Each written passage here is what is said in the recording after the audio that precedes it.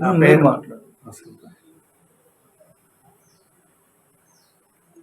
నా పేరు బాణాల మోహన్ రెడ్డి, కాంగ్రెస్ పార్టీ కార్యకర్త.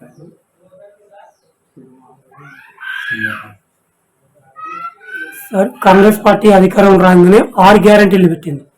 అవి ఏ విధంగా ప్రజలు తీసుకెళ్తారు? 6 గ్యారెంటీల్లో ఇప్పుడు ప్రస్తుతం మన ఉచిత మహిళల బస్సు అదొకటి మంచి సక్సెస్ అయింది. అటుపోతే కరెంటు, ఉచిత కరెంటు ఇది కూడా సక్సెస్ అవుతుంది. అటుపోతే మనకు ఇంకా కావాల్సింది ఏంటంటే రుణమాఫీ ఒకటి కావాలి. బాగా దాని మీద జనాలు బాగా రుణమాఫీ గురించి అడుగుతుంది. అదొక రుణమాఫీ ఒకటి కావాలి. ఉచిత విద్యుత్ మనకు మంచి పనిచేస్తుంది. అట్లానే ప్రజాపాలన పైన ప్రజల స్పందన ఏ విధంగా ఉంది? ప్రజల స్పందన అంటే పర్వాలేదు, మంచిగానే ఉంది. జనాల్లో కూడా ఏం ఇబ్బంది లేకుండా మంచి ఉన్నది. దరఖాస్తులు దేని మీద ఎక్కువ వచ్చినాయి సార్? ప్రజాపాలన పెన్షన్ల మీద ఎక్కువ వచ్చింది. పెన్షన్లు వచ్చింది. అడిగితే ఇండ్ల మీద, ఇందిరమ్మ ఇండ్ల మీద కూడా జనాల ఫోకస్ బాగుంది. ఇల్లు కావాలనేది కూడా జనాలకు బాగుంది. గత వైఎస్ కాలంలో ఎన్ని ఇందిరమ్మ ఇళ్ళు వచ్చినాయి? బీఆర్ఎస్ పనులు ఎన్ని డబుల్ బెడ్రూమ్లు వచ్చాయి సార్ మీ గ్రామానికి? మన ఊళ్ళో డబుల్ బెడ్రూమ్లు వచ్చినాయి ఒక 30, కానీ అవి అయితే పంచలేదు.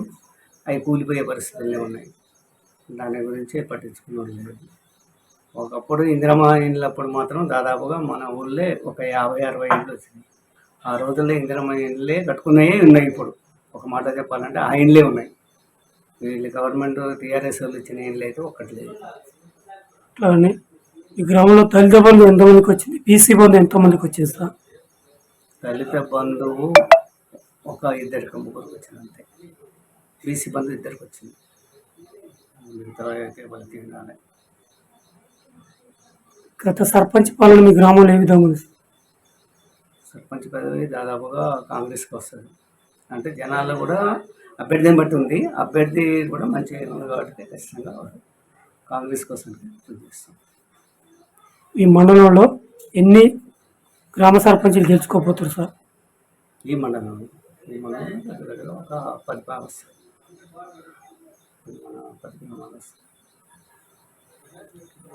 రానున్న గ్రామాల సర్పంచ్ ఎన్నికల్లో మీరు మీ గ్రామ ప్రజలకు ఎలాంటి సూచనలు ఇస్తారు?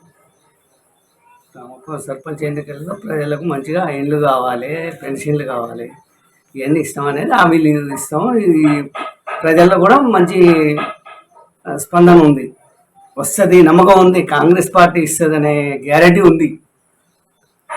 కాంగ్రెస్ రేవంత్ రెడ్డి మీద కూడా బాగానే ఉంది. ఖచ్చితంగా అభివృద్ధిలో వస్తుంది, నడుస్తుంది.